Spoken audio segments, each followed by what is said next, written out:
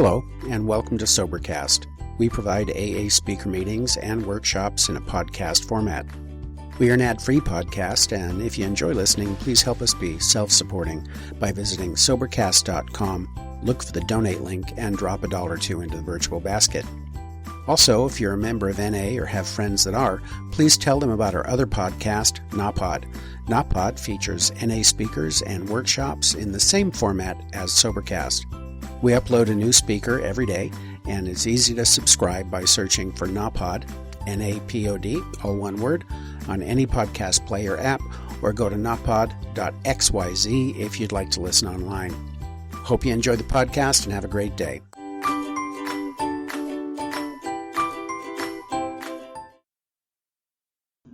Well, first thing I gotta do is tell the truth before I start lying.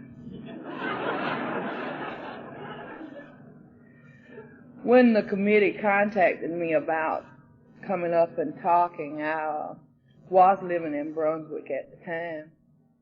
And in April, I came to Thomasville, Georgia. So I'm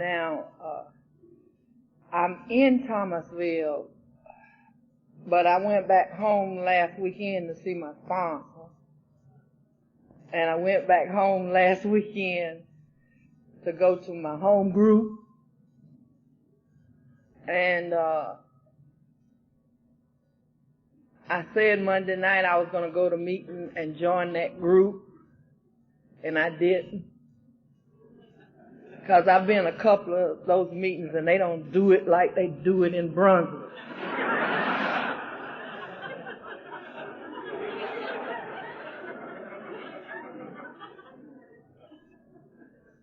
There ain't nobody there with enough time and grade to sponsor me.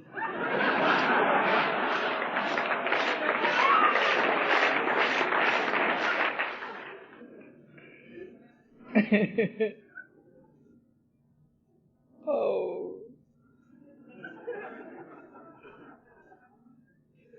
I need to be right up here talking tonight. Bad.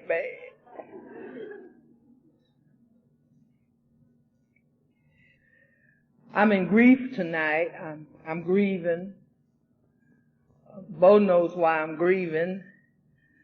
The last time I think I saw Bo, I was 83 Chevette. And I used payment on another car, and it's killing me. My car is gone. That car took me all over the United States and never broke down on me. And I'm having a rough time accepting the fact that I have another car.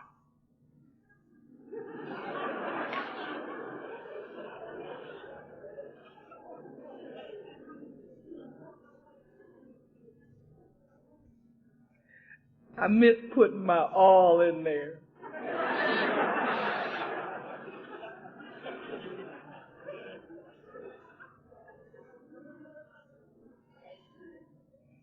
It was so strange passing people on the highway.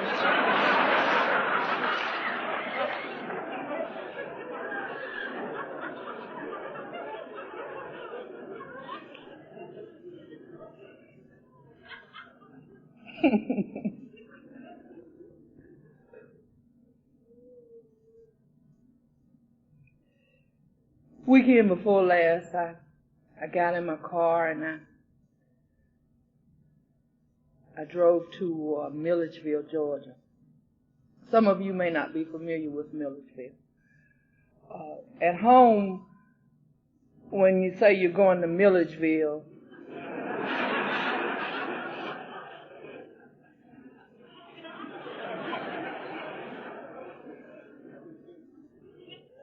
and it was real strange for me, and I tried to get my daughter to go with me, and she wouldn't go.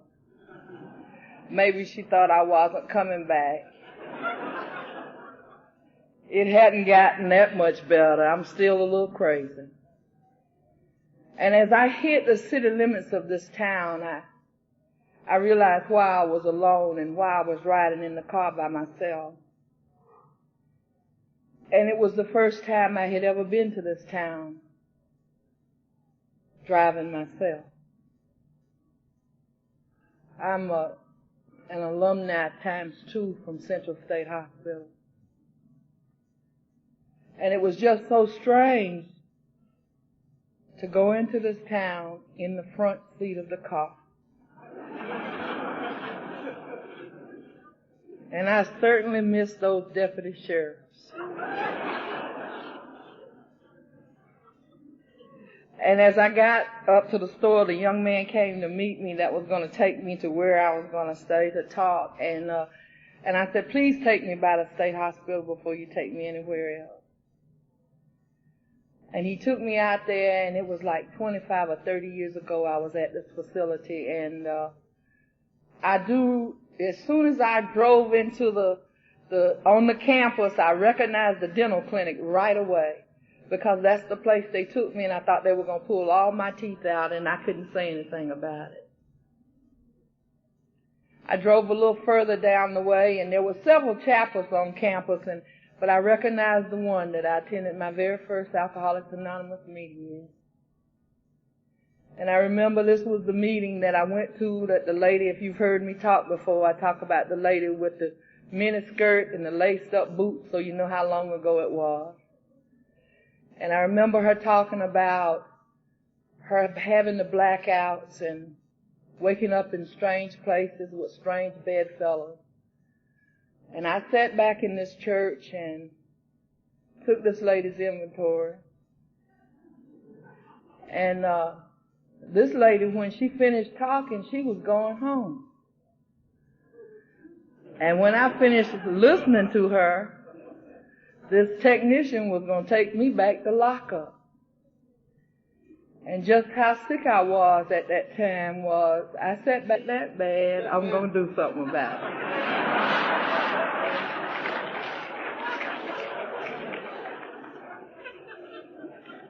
I went round by the Rivers building, and they had barbed wire. They have a prison there for, I think, the criminally insane now. And I felt a little bad because I was president of the alcohol and drug unit patients there. And it kind of tore me up when I realized that they didn't think that my tenure there was worthwhile preserving. But when I went on that campus and as I drove around, I can smile about it today, but when I was in that car by myself, I was having a rough time. But then it hit me square in the face after I got off my pity pot that from whence I come and how different things are in my life today. The last time I visited that place, I was shackled in leather straps with cuffs. I was taken into a facility, and they didn't treat you with too much respect. And I guess I wasn't in position to demand too much respect.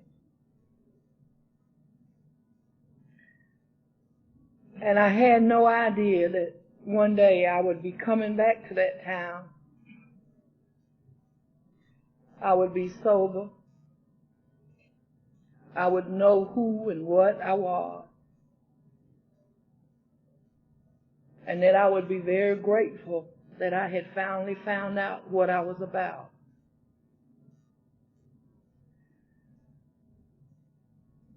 And you know, every now and then, when the ego gets inflated,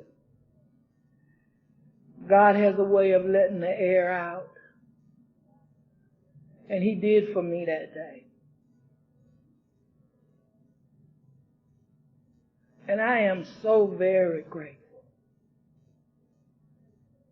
that today it is my choice, with your guidance, to not drink.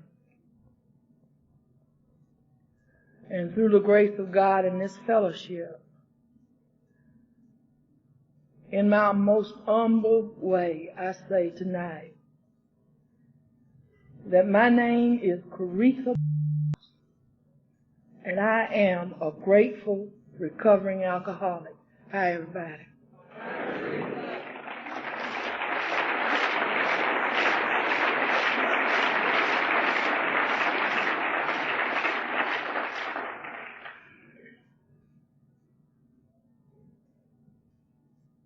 I was telling Tom, my friend,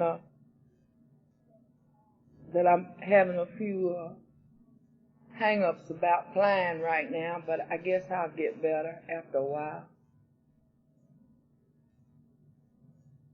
But then I got into Atlanta, and I had a few hang-ups about driving too.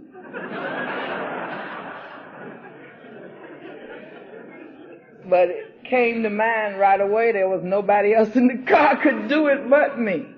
So I better try to get on down the road and do what I needed to do.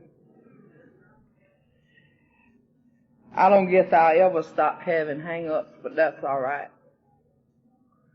I'm supposed to tell you tonight how it was, what happened, and how it is tonight. How it is tonight was I just transferred to a new job. The job that I'm working on, y'all, the program director was once my client. I think she must have been in treatment something like 12 or 13 times. The lead counselor was once my client in treatment. And I think he must have been in treatment something like 9 or 10 times.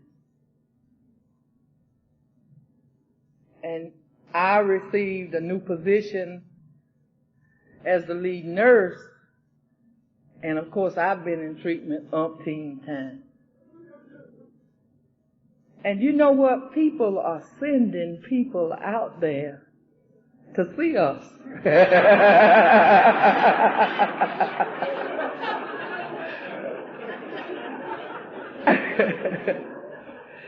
Chuck B. from Alma said, my God, I got to come up there and talk just to see this. Because he used to be our doctor when we were coming in and out of those doors and staying drunk and cussing everybody out and not doing anything. And now here we all are going to meetings, talking about what these rooms told us to these people. And all you have to do is just walk in there and watch these 3 miracles. Walk down the hall, talk to these people, and tell them all the good stuff that you told us.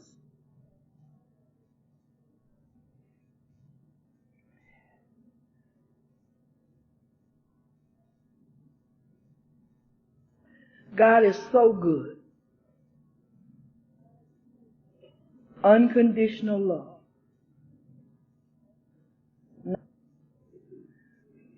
But take my hand and let's go. I have places for you to go and things for you to do, Coretha.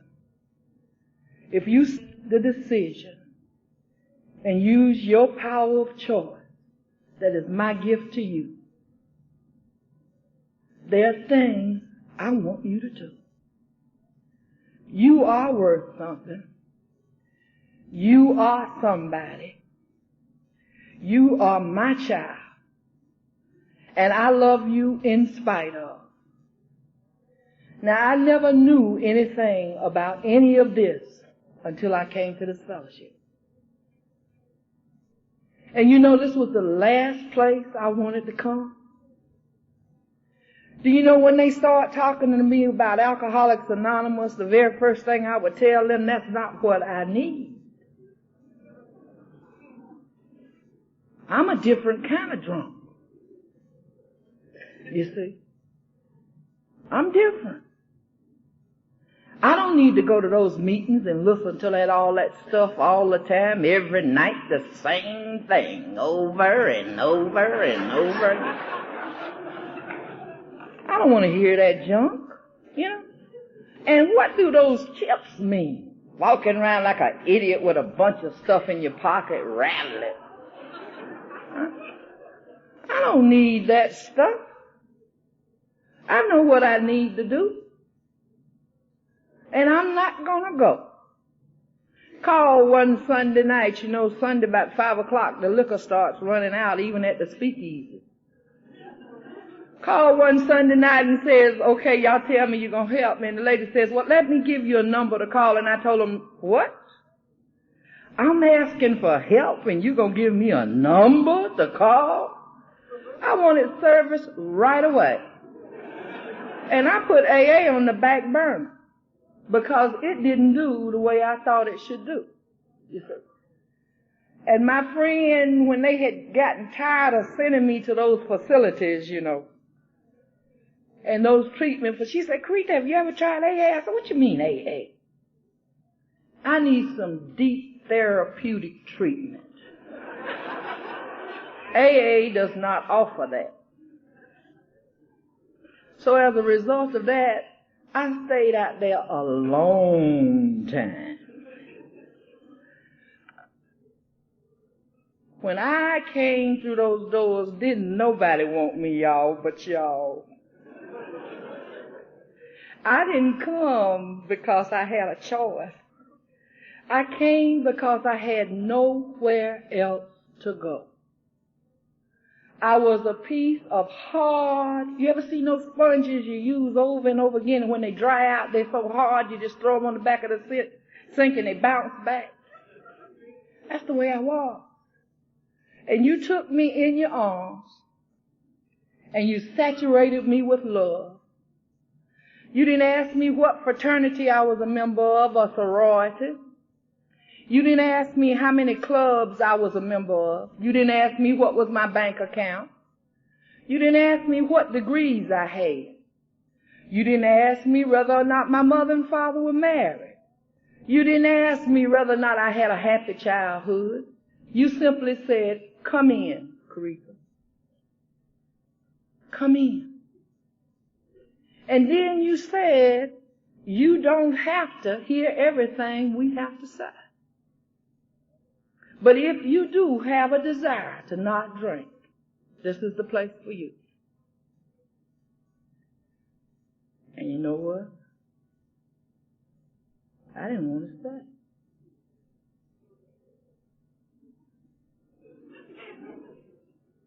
You know why I didn't want to stay? Somewhere in the back of my mind, I knew that you had the answer. And do you know what I am and who I am? I hear some people, they say, I'm an alcoholic. I am an alcoholic. But I don't ever want to forget that I am a drunk. Anytime I start doctoring up my status any kind of way, I'm in trouble. You know, if you walk in a room and there's 4 people lying on the floor, one could be a doctor, one could be a lawyer, one could be a plumber, one could be unemployed without any employment status. And they were all smelling of liquor. And they were all passed out. And nobody could say nothing. The only thing that you could conclude is that you got 4 drunk laying on the floor. And I don't ever want to forget that. See, I have trouble with my ego. I don't know about you. See, I hear some people at home, they say, well, when I begin to work these steps, I lost all my character defects. That ain't true about Coretha. They're lying right there, just waiting to be activated. If they weren't, I wouldn't need a sponsor and I wouldn't need meetings. You see? And I go to church now, they let me in now. And they say things to me like, Coretha, you still got to go to those meetings. I say, if I don't want you, won't want me in here. You definitely won't want me in here. And I said, you know what, church people, I can run all kinds of gangs on church people. They're the first people I can tell, well, as long as I'm coming to church, I don't have to make the meeting. I'm getting better. Oh, Coretha, we're so glad to have you. Welcome to the flock. Singing in the choir. Love that gospel music. Singing in the choir, you know. And then just going on Wednesday night to prayer service. Love it. Love the prayer service. And they said, well, Coretha, where you going Thursday night? I said, can't make it Thursday night. Where you going? Got to go to a meeting. You still go to those meetings? Better go to those meetings. Have to go to those meetings. Went to a new job, 3 months on the new job, got in my little car, drove myself home. Please, sponsor, I need 2 days with you. 2 whole days. What for, Coretha? I need pins put in my ego. I am now supervisor of nursing. I have 35 people working up under me. Do something with me. Fix me. I'm about to lose it. I've got a car now that passes people on the highway. I'd better be careful. On October the 19th, 1975, I woke up one morning and I was shaking real bad. And I was laying in a bed that sagged. One of those beds that call for intimacy without even trying to. You know how you come together. And I was lying in one of those beds and I had an intimate feeling there. And I said, why am I here? And I was shaking so bad and I got up and I opened a can of hot beer. And I had on these flimsy pants and a little bandolon shirt. And I started with a pair of thongs on and I started walking down the street because I could look out of that door of that flop house and I could see my church that I got baptized in when I was around 10 or 12. Down there, and it was a Sunday morning, and I said to myself, what have you come to? Why are you here? If this is the way you have to live, then you need not live. And I took off walking down the street, and I was so embarrassed because of what I had on.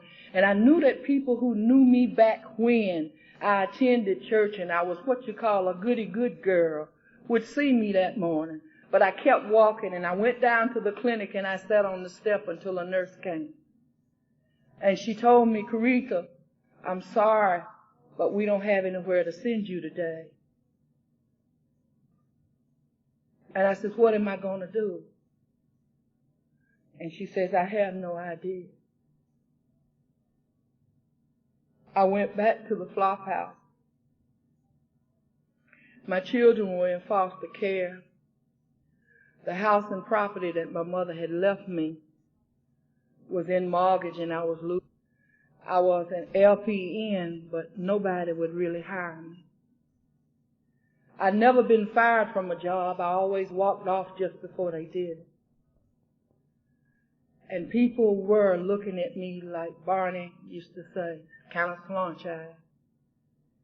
I went back to the flop house and I stayed there. And I knew if I stayed there I was going to drink. Nobody told me that. So I went over to the house where my children were in foster care and I asked them, could I stay there? And they said, of course you can stay there. I said, I have to stay here until in the morning. And I was very shaky and they said, is it anything we can do for you? And I said, no, just talk to me. And I began to mentally pray. And God took me through that night. And the next morning I got up with those same flimsy clothes on. And I realized that I had stashed about $3 or $4 in that room where I was sleeping. And I went back and I got that. And I walked again to the clinic. And I sat there with that change in my pocket and I looked across that parking lot where they were building this new drive-in bank. And I said, now you can walk right through there and you can buy your drink and you can stop this shaking and you can come back and sit here and wait on the nurse. But somewhere inside of me I knew that if I left, I wouldn't come back. They tell me in this fellowship that when the student is ready, the teacher will appear. And I sat there with my little belongings on my back and no money in my pocket except those few dollars. And I waited until the nurse came. And she said, Coretha, there's no place over at this facility you want to go to. It's the one that my friend Bo and I are alumni. So I sat there and I looked across there, and she said, but we can take you to the state hospital, Georgia Regional. And I said, wherever you want to take me, I'll go. And they took me to Georgia Regional in the van. And the guy that was driving in the van was telling me about AA when I got out of treatment. He says, you got to follow up with AA or it won't work. His name was Frank. And I got over to Georgia Regional, and I can remember going in the dining room and having these little clothes, and I can remember those guys not laughing at me at night because it was 26 guys and me in the alcohol and drug unit. And I remember that Wednesday night we had a meeting, and I didn't want to go, but it was required.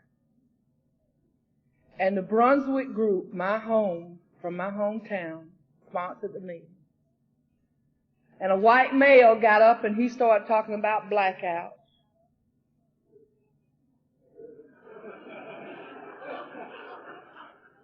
You know, God has a way of working in your life.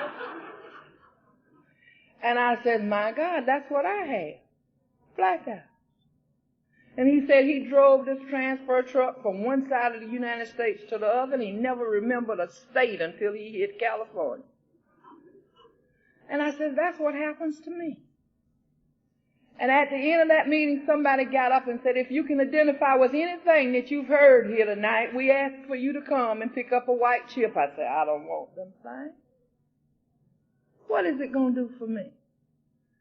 And I don't know what happened, but I was sitting in the back like Frank, and I started walking up to the front. Somebody took my legs up to the front. And I got up there, and I must have taken one of those white chips. And when I got up there and took that white chip in my hand, I looked at it, and they said, well, just hang on to it. And I went back to my seat, and I sat down.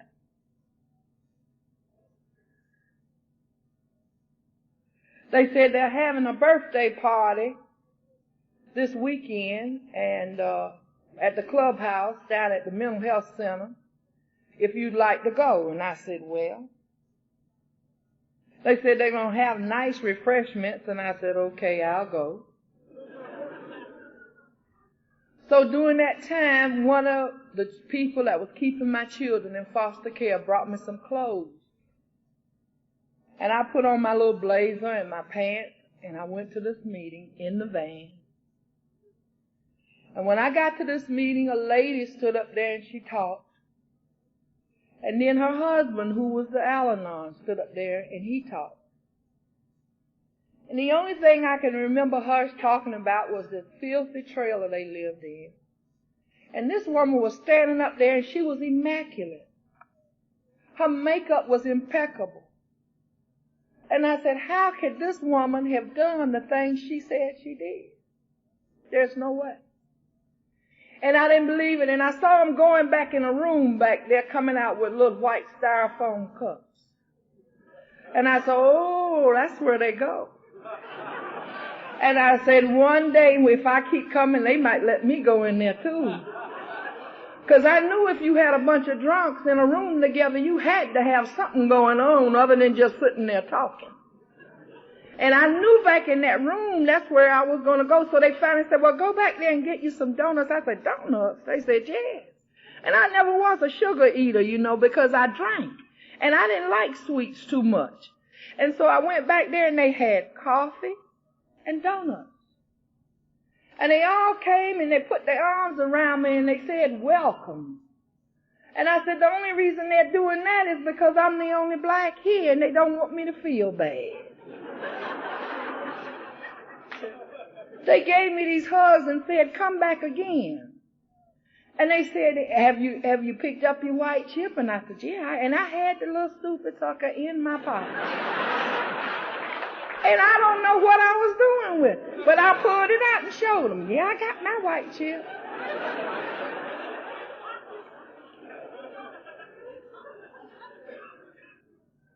I went back to treatment.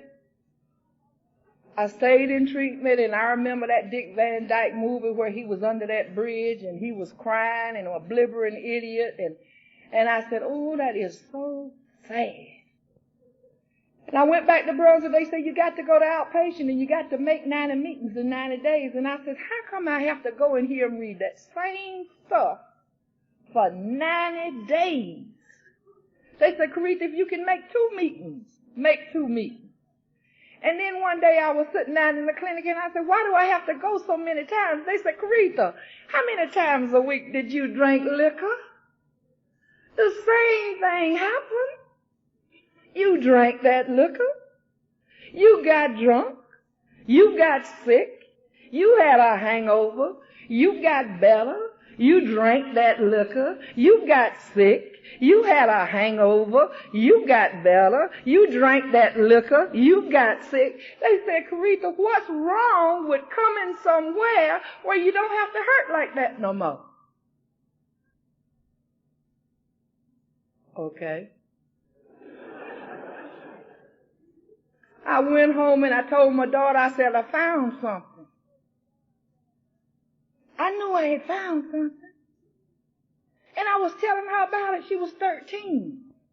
And this is the daughter that I used to throw the ashtrays out. And then I'd give her $10 for her spending money. And then when I run out, I'd go back and get it. That's my damn money. Give it here now. Give me my money. And if she didn't give it to me right away, I hit her side the head. And I told her, I said, I found something. Mama's found something and she's not going to drink anymore. And she looked at me with her mouth saying, Mama, I'm so happy. And her eyes said, you lying again. And I wanted to slap her down because she didn't believe. And I went back like they told me to, and they said, when things hurt you and you get angry about them, go down there and talk to somebody at the clubhouse where they play cards and drink coffee. And I went down there and I knew they were going to take sides with me, right? And I went down there and I told old JT about it. And I said, you know, my daughter looked at me like I was a piece of dirt. She said, Coretha, what makes you think that she should believe you after all the time that you have promised her that you're not going to drink anymore?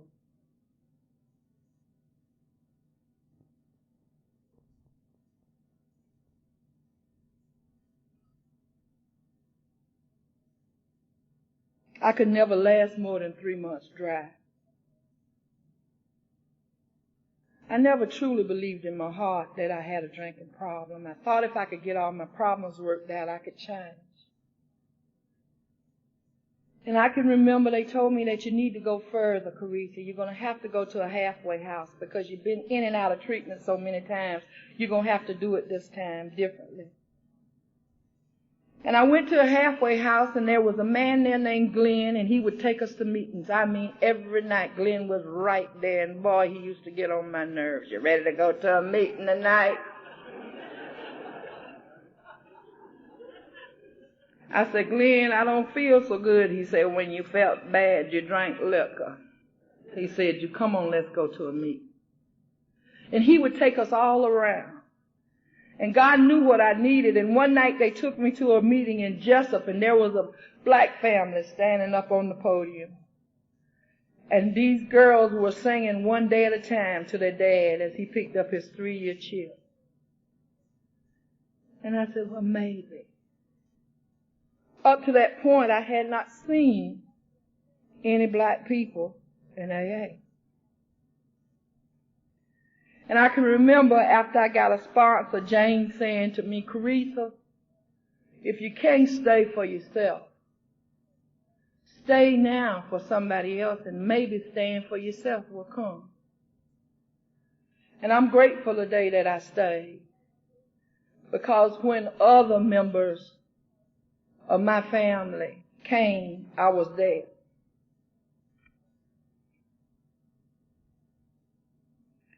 I had 3 months without drinking. And I went to a group one night and I was sitting there and I broke out in a sweat and I was shaking all over and I couldn't understand what was wrong. And they said, Coretha, what's the matter? And I said, I want to drink, but I don't want to drink. And they said, well, Coretha, you got to eat a candy bar. I ate the candy bar and it went away. You know, everybody's talking about old Jimmy Swaggart. But when I was in that halfway house on Sunday mornings, I'd get up and old Jimmy would pray. And I'd sit there with him in the morning and I would pray too. And he'd talk about his cousin, Jerry Lee Lewis, and how bad he was on drugs. And when he'd be praying for Jerry Lee Lewis, I thought he was praying for me too. And I sat there and I dealt with that in that halfway house. And then one day they told me, they said, Coretha, you can bring your children. You see, when I got there, I thought I was going to get me a job as LPN, but nobody would hire me. So I had to wash cars and wax them for the staff, and that's how I earned cigarette money. I began to work in a DUI school and I made $15 a week, and this was in 1975. And I stayed in that halfway house and I would go to those meetings, and I can remember the first time I chaired trying to say anonymity. And I couldn't pronounce it. And I stood up there and I was so proud of myself because I was chairing a meeting at the Serenity House. And one of the most wonderful experiences I had was being able to put $1 in the basket for the person. We made meetings and we made meetings and we went out of town to meetings and we came back in for meetings. And I called my sponsor and I talked about things and I said, I feel so stupid telling you all of this little stuff. I'm a grown woman. You see, when I came to this fellowship, I was 35 years old.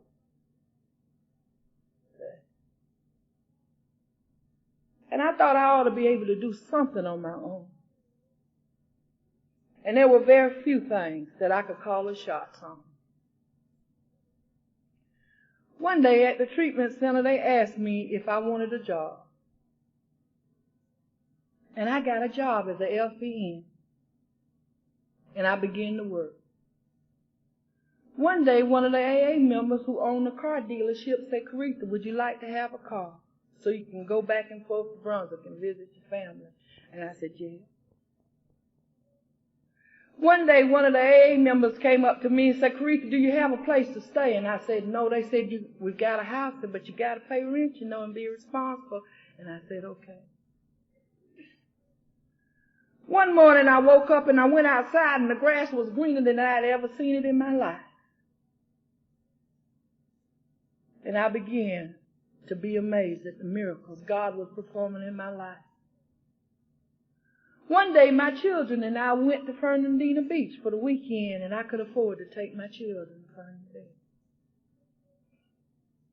One day also, I took my child for baptism because, you see, all the rest of them, my oldest one, I have 4 children. One's 29, one's 24, one's 20, and one's 11.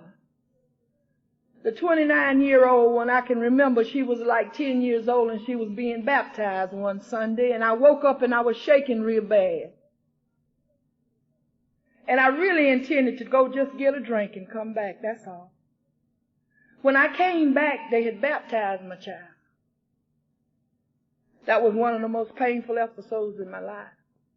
Never could make PTA meeting on Tuesday night. I started planning a whole month ahead to get there. Just couldn't get there 7:30 for nothing. One day I went to a PTA meeting.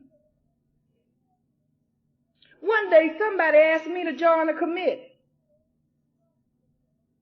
And then one day somebody called me up and said, Coretha, my child has a problem. Is there anything you can do? One day I went back home and I rejoined my church and I looked up at the those stained glass windows, and I can remember being on my knees in that church after trying to kill myself in nursing school and overdosing on drugs and liquor, and coming home and falling on my knees at the first pew and praying to the God that I understood at that time and asking for something. But I sat there in that pew that day and looked at those stained glass windows, and I had the God inside of me that you gave me in these rooms, and I was a secure woman. One day these people came to, Coretha, what is it that you have? And I say, I don't know. I've been trying to find out a long time. And I figure one day whenever I find out what it is, I'm going to be in trouble. You see?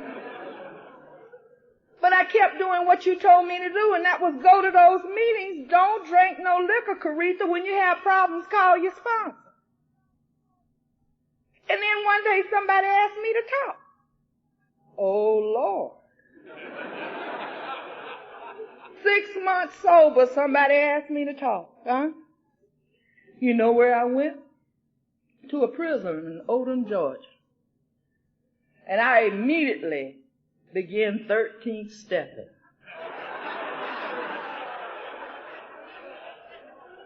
All these big, striking, handsome black men came running down those halls to sit down in that meeting. I said, now, which one?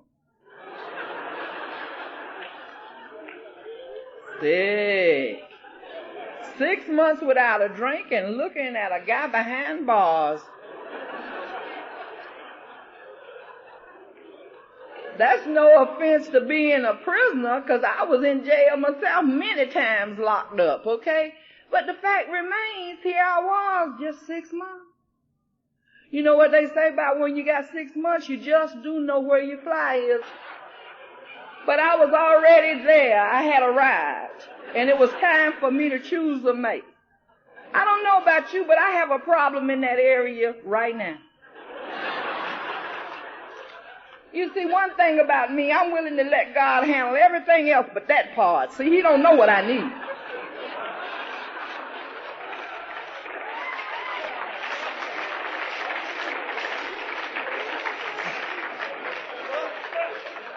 I have a hard time with that one. Now, God, you sure you know what you're doing?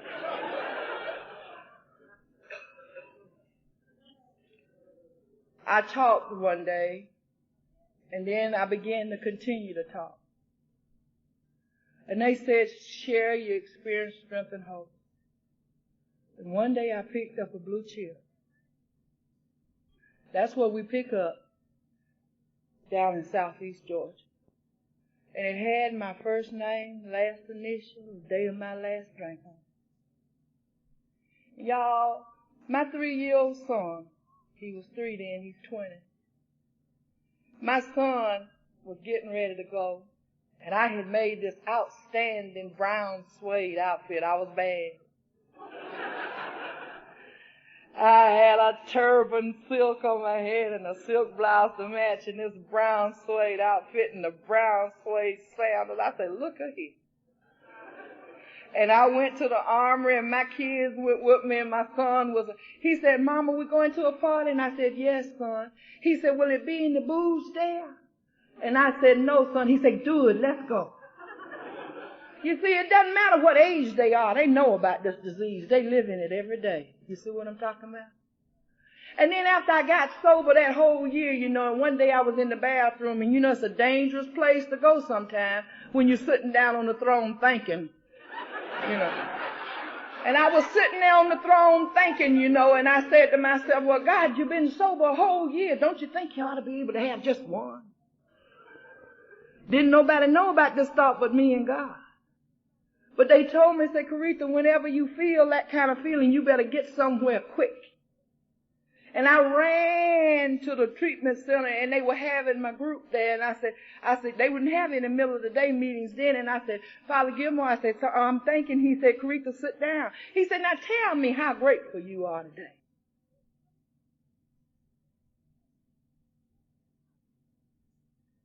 And then I began to think from where I came.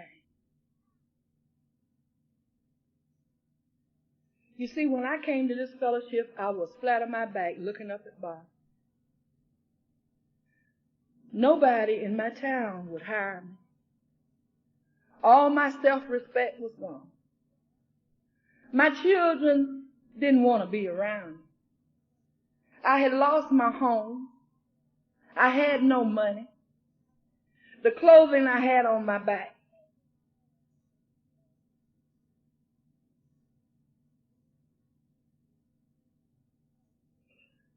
Father Gilmore said, Coretha, are you willing to give up what you have one more time? And I thought about it. You know what I was sick and tired of doing, y'all? Starting over. I was sick and tired of starting over. I was 36 years old and I had nothing. My mother was the best enabler in the world. She handed me everything a poor black woman could give a child. And I never had to work like a dog. I never worked in fields. I never got on my knees and scrubbed floors. I never did any of these things. And I was still ungrateful. I had a loving God who had brought me through 35 years of hell, who had given me life 6 or 7 times that I can remember when I tried to take my own life with gunshots and knives and overdose and gas, acting like a fool jumping off a house, abortions here, there, and everywhere, waking up somewhere in a blackout, didn't know where I was, how I got there, who put me there, what I went through the night before, you see what I say? And here I had 1 year, and I have another one. I'm a sick woman. Today I'm 15 years old. What can a 15-year-old teenager do much of? I still can't legally get a job and hold it. I'm still flying around, don't know what's going on. I'm just 15 years old in this new life. You see, so last week I knew I had to go back to my sponsor and start from square one. And I don't ever want to get too big to forget from where I come. You see? Because all I got to do, y'all, is walk right out of here. Take a left. And I know I got some money. And there ain't nothing in this world stopping me from taking a drink. Except one thing. You gave me God.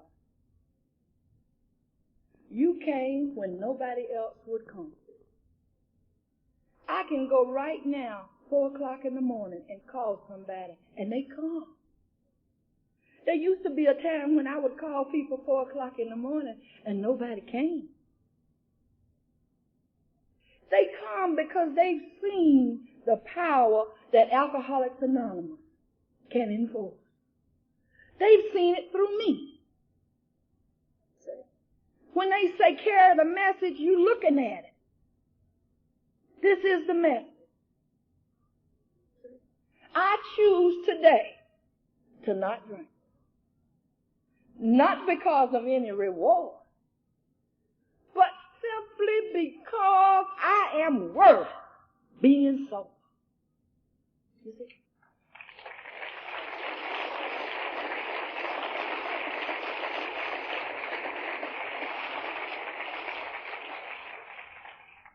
I'm special. You special. There are very few people on this earth that have gotten the breaks that God has given us. The worst thing I could think of tonight is that my son would die. Next worst thing is I'd probably have cancer. What I want to remember tonight is this. Coretha, when things were going good, you had a loving God. Coretha, because things are not going the way you want them, you still got a loving God. Are you grateful for the amount of time that you were given with that son? Are you grateful for the times you had a clear head? Are you grateful for the fact that God gave you another opportunity to birth a child and not be drunk and not be a drunk, pregnant woman? Are you grateful, Coretha? They say this thing works under all conditions, when it's good and when it's, quote, ain't bad. You see what I'm saying? When things get where you think you can't stand it no more, remember, good is just right round the corner if you will just hang in there and let it come. And I hadn't seen it fail yet. Let me tell you something. I don't have a large bank account. I don't have outstanding things. But I do have something that you gave me that no human being can take away from me.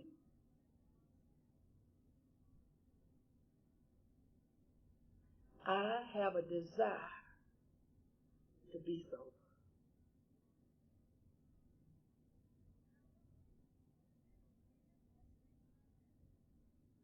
Ain't nothing like it. When you're getting in rough times, think about me. Because you know what I'm going to be doing? Trying to use these tools that you've given me to stay sober. That's what I'm going to be doing. The most amazing thing I think about right now is when trouble happens, I don't think liquor no more.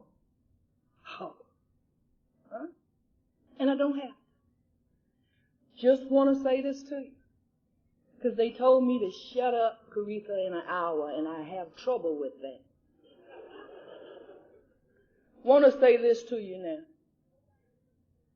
If nobody has told you today that they love you, I do.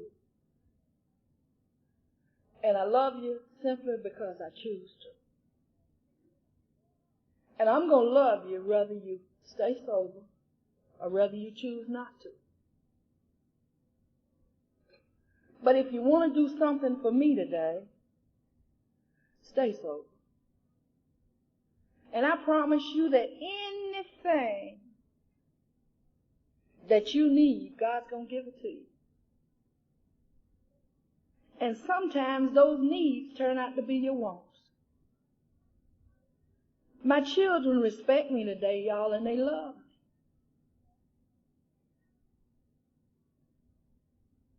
I love me.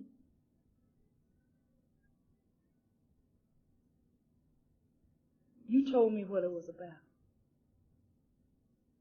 Let go, let God. There's still things out there I can't do anything about that I want to change. Other people, things. People who don't realize what sobriety is about. I want to do something about it, but then you gave me this great thing that keeps me going. That was given to us. God grant me the serenity to accept the things I cannot change. I can't change anything else on this earth. Courage to change the things I can. And it takes a bunch of courage to change Coretha. And the wisdom to know the difference.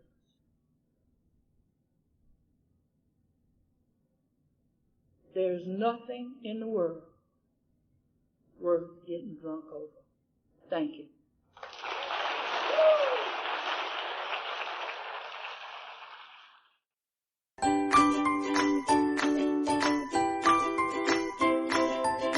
Thanks for listening. I hope you enjoyed the podcast. Sobercast is ad-free, and we'd like your help in order to keep it that way.